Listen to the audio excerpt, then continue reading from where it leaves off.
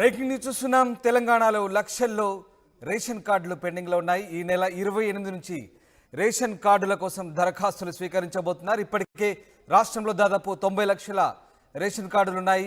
తెలంగాణ మొత్తం జనాభా 3,95,00,000గా నిర్ధారించారు. ఇక తెలంగాణలో రేషన్ లబ్ధిదారులు 2,85,00,000గా ఉన్నారు.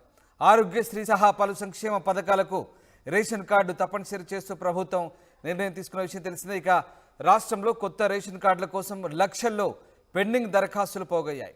కొత్త రేషన్ కార్డులకు నిబంధనలు కఠినతరం చేసే అవకాశాలు కూడా కనిపిస్తున్నాయి. గతంలో రేషన్ కార్డు ఉండి ఇప్పుడు ఆర్థికంగా స్థిరపడితే అనర్హులనే విషయాన్ని కూడా ప్రభుత్వం ప్రతిపాదించబోతుంది.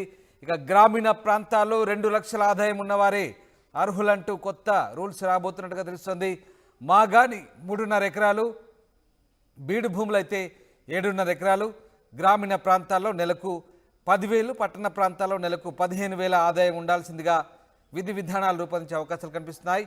100 చదరపు మీటర్ల ఇల్లు, ఫ్లాట్, కారు, ట్రాక్టర్ ఏడాదికి 1,50,000 కంటే ఆదాయం ఎక్కువ ఉంటే రేషన్ కార్డు సరెండర్ చేయాల్సిందనే నిబంధనలు కూడా పెట్టబోతున్నట్టుగా తెలుస్తుంది. మొత్తం మీద professional tax, income tax, sales tax చెల్లించిన దీనికి అనర్హులనే విషయాన్ని ప్రభుత్వం ధృవపరిచే అవకాశాలు కనిపిస్తున్నాయి. ఇక డాక్టర్లు, లాయర్లు, చార్టెడ్ అకౌంటెంట్లు రేషన్ కార్డుకు అనర్హులనే విషయాన్ని ప్రభుత్వం కొత్త నిబంధనలు రూపొందించే అవకాశాలు కనిపిస్తున్నాయి.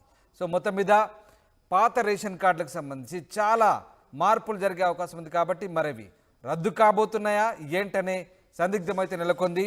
ప్రస్తుతానికైతే లక్షల్లో రేషన్ కార్డులు పెండింగ్ ఉన్న నేపథ్యంలో ఈ నెల 28 నుంచి కొత్త రేషన్ కార్డుల దరఖాస్తుల స్వీకరణ చేపట్టేందుకైతే ప్రభుత్వం నిర్ణయించినట్టుగా తెలిసింది. ఎస్, మా ప్రతినిధి మధు లైవ్లో జాయిన్ అవుతారు. మధు, ఈ నెల 28 నుంచి కొత్త రేషన్ కార్డులకు సంబంధించి ప్రభుత్వం దరఖాస్తులు స్వీకరించే అవకాశాలు కనిపిస్తున్నాయి. మొత్తం మీద చాలామంది చాలా ఈగర్గా వెయిట్ చేస్తున్నారు. కొత్త రేషన్ కార్డులకు సంబంధించి చాలామంది పేద మధ్యతరగతి వాళ్ళంతా కూడా వెయిట్ చేస్తున్న సందర్భం. సో ఏం చేయబోతుంది ప్రభుత్వం, ఎలాంటి విధి విధానాలు రూపొందించబోతుంది, ఎవరిని అర్హులుగా ప్రభుత్వం నిర్ణయించబోతుంది?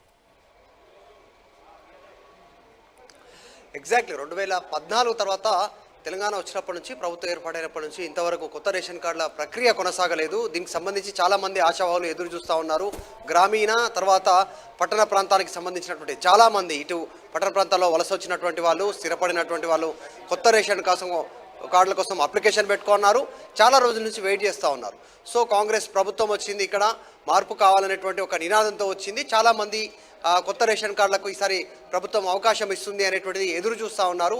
గతంలో బీఆర్ఎస్ ప్రభుత్వం అధికారంలో ఉన్నప్పుడు లక్షల మంది అప్లికేషన్లు పెట్టుకున్నారు కొత్త రేషన్ కార్డు కోసం. వారందరి పరిస్థితి ఏంటి అనేటువంటి ఆ అప్లికేషన్ను రివ్యూ చేస్తారా, కొత్త అప్లికేషన్ల స్వీకరణ చేస్తారా, మరి గతంలో వచ్చినటువంటి అప్లికేషన్ని పరిస్థితి ఏంటి అనేటువంటి ఒక గందరగోళం ఉన్నటువంటి నేపథ్యంలో క్లారిటీ ఇచ్చింది ప్రభుత్వం.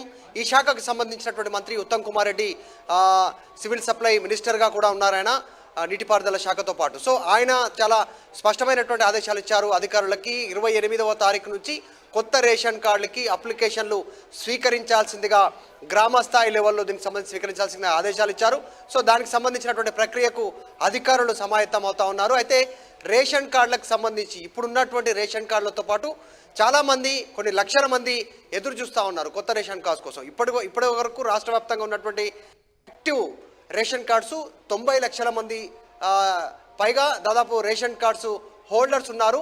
వారితో పాటు ఈ రేషన్ కార్డు లబ్ధిదారులకు సంబంధించి ఒక్కసారి డీటెయిల్స్లోకి వెళ్తుంటే, మేము కూడా అర్హులమే అనేటువంటి అప్లై చేసుకున్నటువంటి వారిలో 2,85,00,000 మందికి పైగా దీనికి సంబంధించి లబ్ధిదారులు ఉన్నట్టుగా ప్రస్తుతం అంచనాకు వస్తూ ఉన్నారు అధికారులంతా కూడా. సో వారందరినీ ఎలా గుర్తించడం, ఎలా రెక్టిఫై చేయడం, వాళ్ళందరినీ రేషన్ కార్డు హోల్డర్గా గుర్తించాలంటే ఎంక్వైరీ తీసుకుంటుంది, దానిపైన దృష్టి పెడతా ఉన్నారు. ఇదంతా పక్కన పెడితే అసలు రేషన్ కార్డు గతంలో ఇచ్చినటువంటి వారికి సంబంధించిన విషయంలో ఎవరెవరు అర్హులు కాదనేటువంటిది, గతంలో రేషన్ కార్డు తీసుకున్నటువంటి వారు సొంత గృహ నిర్మాణం కలిగి లేనటువంటి వాళ్ళు, తర్వాతి తరంలో గృహ నిర్మాణం చేసుకొని ఉన్నా, కొనుక్కొని ఉన్నా, ఫ్లాట్ కొనుక్కున్నా ఈసారి వాళ్ళు రేషన్ కార్డుకి అనర్హులుగా ఉండేటువంటి అవకాశం ఉంది. ట్యాక్స్ జీతం రూపంలో అటు ప్రొఫెషనల్ ట్యాక్స్ కానీ ఏ రకమైనటువంటి ఇన్కమ్ ట్యాక్స్ కట్టినటువంటి వారంతా కూడా రేషన్ కార్డు హోల్డర్దారులు అయి ఉంటే వారు ఈసారి రేషన్ కార్డుకి అనర్హులుగా ఉండేటువంటి అవకాశం ఉంది. తర్వాత మాగాని అయితే వ్యవసాయ పొలం పంట పండించేటువంటి పొలం ఏదైతే ఉంటుందో 3.5 ఎకరాలకు పైగా ఉన్నటువంటి పంట పొలం ఉంటే వారు అనర్హులుగా ఉండేటువంటి అవకాశం ఉంది. గతంలో అంత భూమి లేనటువంటి వారు, తర్వాత భూమి ఖరీదు చేసినటువంటి వారు ఎవరైనా ఉంటే అనర్హులుగా చూసేటువంటి అవకాశం ఉంది. స్వతహాగా వాళ్ళే రేషన్ కార్డ్ని సరెండర్ చేయాల్సినటువంటి సిచ్యువేషన్ ఉంటుంది అనేటువంటి ప్రభుత్వ నిబంధనలు సిద్ధమవుతా ఉన్నాయి. ఇక ఆదాయానికి సంబంధించి గ్రామీణ ప్రాంతాల్లో 2 లక్షల రూపాయల ఆదాయానికి సంబంధించినటువంటి పై ఎవరైతే ఉంటారో వారు రేషన్ కార్డుకు, వైట్ రేషన్ కార్డుకు అనర్హులుగా ఉండేటువంటి అవకాశం ఉంది. ఇక పట్టణ ప్రాంతాల్లో, గ్రామీణ ప్రాంతాల్లో నెలకు 10,000, పట్టణ ప్రాంతాల్లో 15,000 ఇది నిబంధన పెట్టారు. నెలవారీగా అంత ఇన్కమ్ ఎవరికైతే ఉంటుందో వారు అనర్హులుగా ఉంటారు. అంతకంటే తక్కువ ఉన్నటువంటి వారు రేషన్ కార్డుకి అర్హులుగా ఉండేటువంటి అవకాశం ఉంది. ఎందుకు రేషన్ కార్డు గురించి ఇంతగా భారీగా చర్చ కొనసాగుతుందంటే, కాంగ్రెస్ అధికారం చేపడితే అనేక సంక్షేమ పథకాలు అమలు చేస్తామని వీరు ప్రతిపక్షంలో ఉన్నప్పుడు చెప్పారు. ఇప్పుడు ప్రభుత్వం ఏర్పాటైంది. సో అన్నీ కూడా వైట్ రేషన్ కార్డుతో లింక్ ఉన్నటువంటి పరిస్థితి. 500 రూపాయల సిలిండర్ కావచ్చు, 2,500 రూపాయలు గృహలక్ష్మి కింద మహిళలకు ఇచ్చేటువంటి డైరెక్ట్గా అకౌంట్ బెనిఫిషియర్ 2,500 కావచ్చు. తర్వాత ఇందిరమ్మ ఇళ్ల పథకానికి సంబంధించి ఏదైతే సొంత జాగా ఉంటే 5 లక్షల రూపాయలు ఇస్తామని చెప్పారో అది కావచ్చు. తర్వాత ఆరోగ్యశ్రీ, రాజీవ్ ఆరోగ్యశ్రీ అమలు చేస్తామన్నారు. దానికి 10 లక్షల రూపాయలకు ఎలిజిబిలిటీ క్రైటీరియా ఉంది కాబట్టి దానికి రేషన్ కార్డు ఉంది. రేషన్ బియ్యం తీసుకోవాలన్నా, నిత్యావసర సరుకులు తీసుకోవాలన్నా దానికి రేషన్ కార్డే ప్రామాణికం ఉంది. రేషన్ కార్డుతో పాటు మీకు ఆదాయ ధృవీకరణ పత్రం తీసుకోవాలన్నా కూడా రేషన్ కార్డు